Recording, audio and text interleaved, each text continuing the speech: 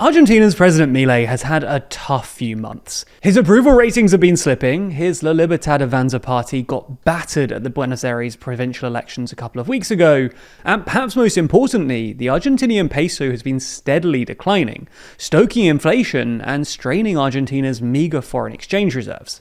However, earlier this week, Milei received a sudden respite when US Treasury Secretary Scott Bessent announced that the US taxpayer will be essentially bailing Argentina out. So in this video, we're going to take a look at why Milei needs a bailout from the US, and whether it will actually work.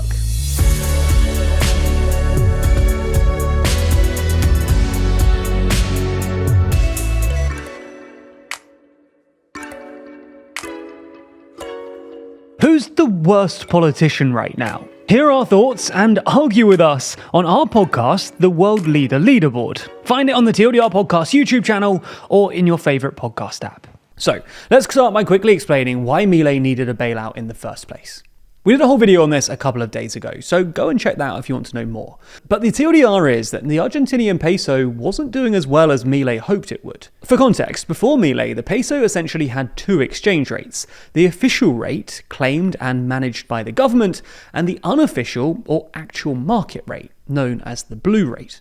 When Milei took charge in late 2023, the official rate was around 370 to the dollar, while the unofficial rate was about 1,000 to the dollar.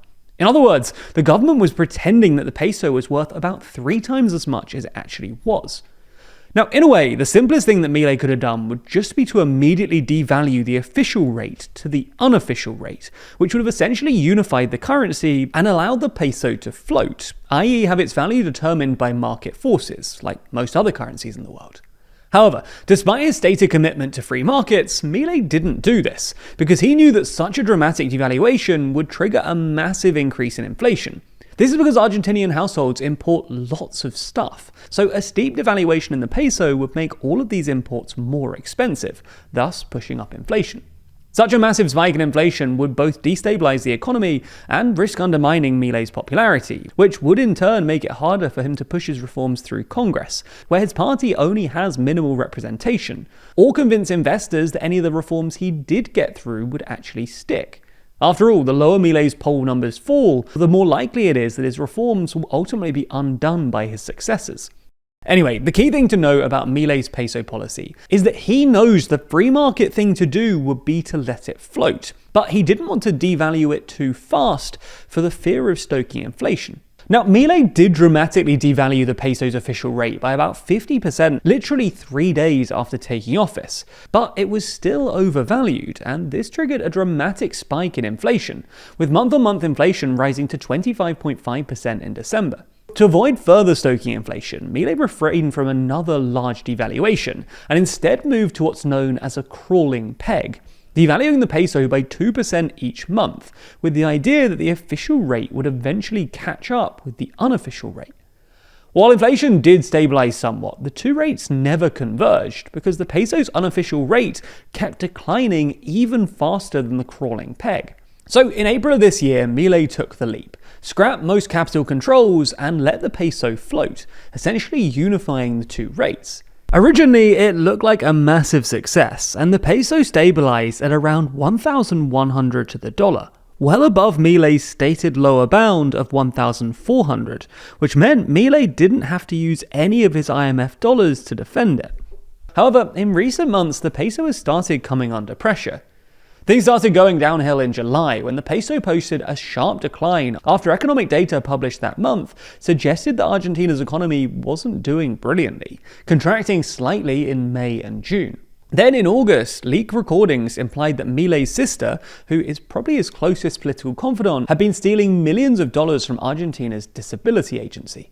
This triggered a steep decline in Milei's poll ratings, sparking anxiety among investors that Milei now lacked the political capital to make his reforms stick. Milei was able to keep the peso above its lower limit by raising reserve requirements for banks, in other words, demanding that banks buy more pesos to artificially create demand for pesos. But when Milei's party got battered at the Buenos Aires provincial elections earlier this month, the sell-off accelerated, and fiddling with reserve requirements wasn't going to cut it. In a last-ditch attempt to defend the peso, Milei started burning through IMF dollars, buying pesos on international markets. despite literally promising the IMF that he'd never do this, and thus essentially ruling out further IMF support. Milei promptly burnt through about 5% of Argentina's $20 billion in liquid foreign exchange reserves in just 3 days, and things were looking pretty dicey. That was until Monday evening, when US Treasury Secretary Scott Bessent took to X to announce that the US would essentially bail Milei out, stating that all options for stabilization are on the table. So why is the US bailing Milei out?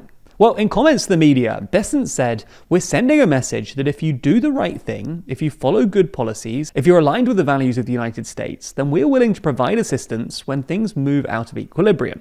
And, well, this sort of makes sense, given that Trump and Milei are both well-known standard bearers of the international right, who thus presumably want to support one another.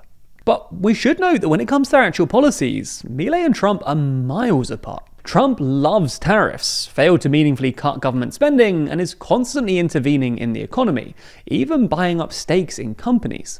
Conversely, Milei is an impassioned advocate of free trade, who did actually massively cut public spending and privatize basically every industry he could. Anyway, will this actually work out? Well, maybe a bit. Bessent's announcement has apparently stemmed the sell-off, and a stronger peso might help Milei electorally by tamping down inflation. Nonetheless, it's unlikely to be enough to restore Milei to his former glory, given that the main reason that Milei's approval ratings have slumped is the corruption scandal. And it's also pretty embarrassing, given that Milei came to power promising that free market economics would save Argentina, only to then need a bailout from both the IMF and the US. More fundamentally though, a bailout won't solve the fundamental problem, namely that Argentina's economy has apparently stalled and the Argentinian exports have been weak, which is the main reason the peso is under pressure and that Argentina's trade account has flipped back into deficit. The media landscape right now is moving so fast that it's quite easy to rely on just the information you already know, or the sources you've grown to trust. But what about everything you don't see? Or what if those sources you trust aren't completely honest? Well, luckily our sponsor this week, Ground News, are experts at lifting the veil on media bias.